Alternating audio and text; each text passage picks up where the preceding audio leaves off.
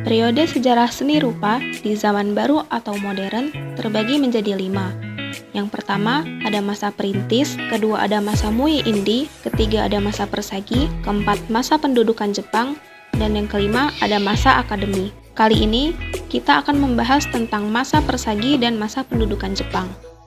Periode seni rupa pada masa persagi. Nah, pada masa ini di Indonesia itu sedang terjadi pergolakan, di mana bangsa Indonesia itu sedang berjuang untuk mendapatkan kemerdekaan dan hak-hak yang sejajar dengan bangsa lain di segala bidang. Salah satunya di bidang kesenian adalah S. Sudjojono, yang merupakan pelopor di masa ini untuk mencari kesenian dengan ciri khas Indonesia. Sudjojono tidak puas dengan kesenian di Indonesia yang saat itu ada di masa Muei-Indi, karena cakupannya hanyalah seni rupa yang jelita dan serba indah. Padahal kenyataannya sangatlah bertolak belakang dengan keadaan Indonesia saat itu yang sedang sangat kacau. Sebagai langkah perjuangannya, S. Sudjojono dan Agus Jaya Sumita bersama kawan-kawannya mendirikan Persagi, yang merupakan singkatan dari Persatuan Ahli-Ahli Gambar Indonesia.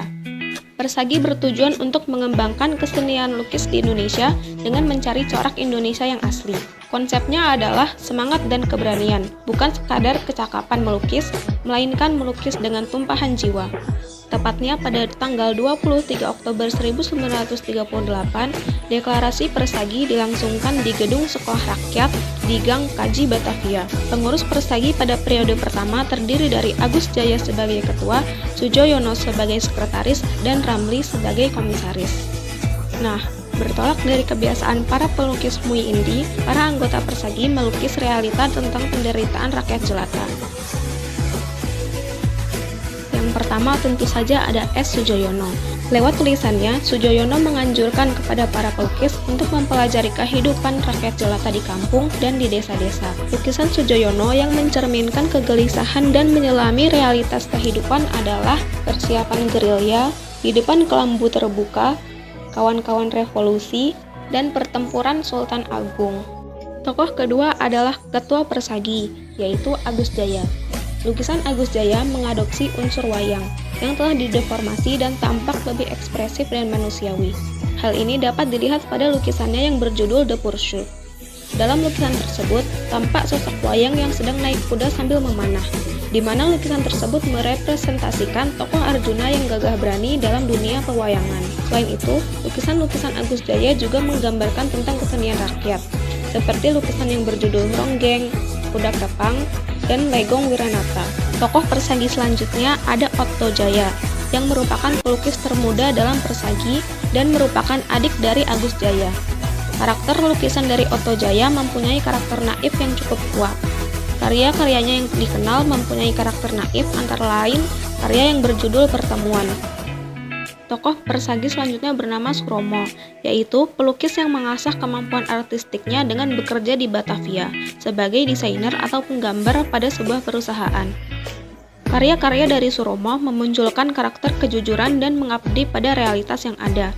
Contohnya adalah pemulung, duduk di atas tikar, dan ketoprak.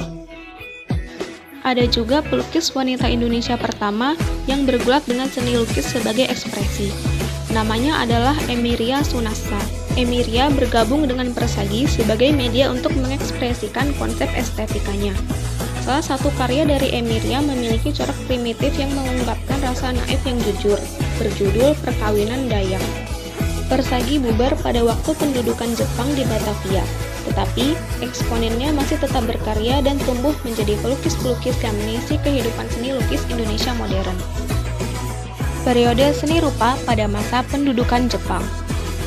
Selama masa pendudukan Jepang di Indonesia, Jepang berusaha untuk menyenangkan hati rakyat Indonesia, salah satunya dengan mengizinkan berdirinya Putra dan Keimin Bunkasidoso. Putra atau Pusat Tenaga Rakyat adalah sebuah organisasi politik yang berdiri pada tahun 1942 oleh sekelompok pejuang Indonesia pada masa pendudukan Jepang. Tujuan utamanya adalah membuat suatu kekuatan hebat yang berangkat dari masyarakat di bawah kepemimpinan tokoh-tokoh Indonesia. Melalui lembaga ini pula, kebudayaan mengambil bagian dengan mendorong semangat para seniman muda yang berbakat.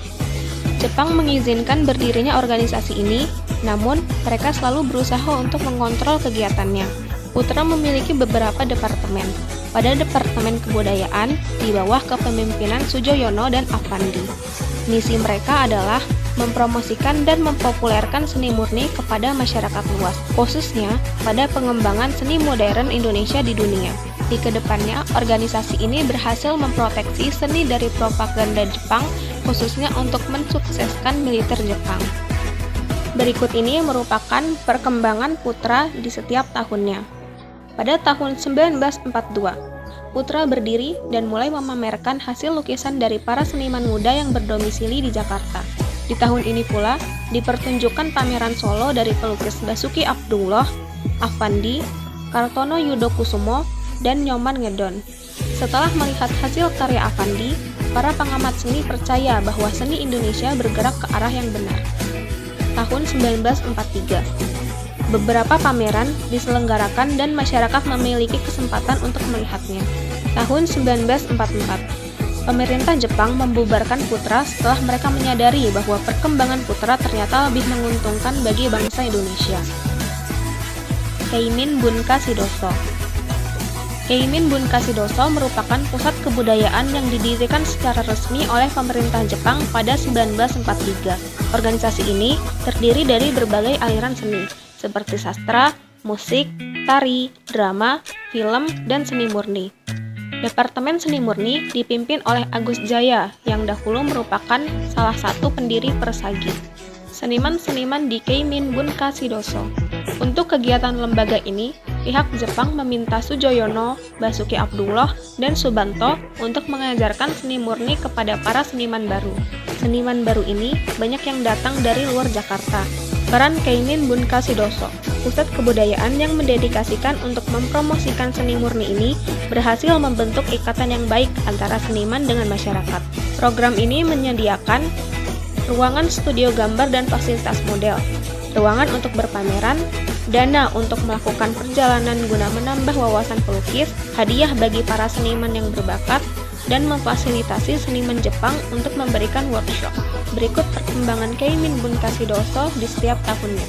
Tahun 1943, Keimin Bunka Sidoso berdiri. Pada pembukaan suatu pameran, pimpinan organisasi ini, yaitu Sanusi Pane, menyampaikan bahwa para seniman berusaha mencapai ciri khas berbasis budaya Timur, walaupun lingkungan sekitarnya masih sangat dipengaruhi oleh budaya Barat. Tahun 1944, di bawah kepemimpinan Soejono dan Basuki Abdullah, perkembangan seni lukis yang semula bersifat kursus lebih difokuskan menjadi lebih akademik. Tahun 1945, Keimin Bunka Sidoso dibubarkan bersama dengan runtuhnya pendudukan Jepang.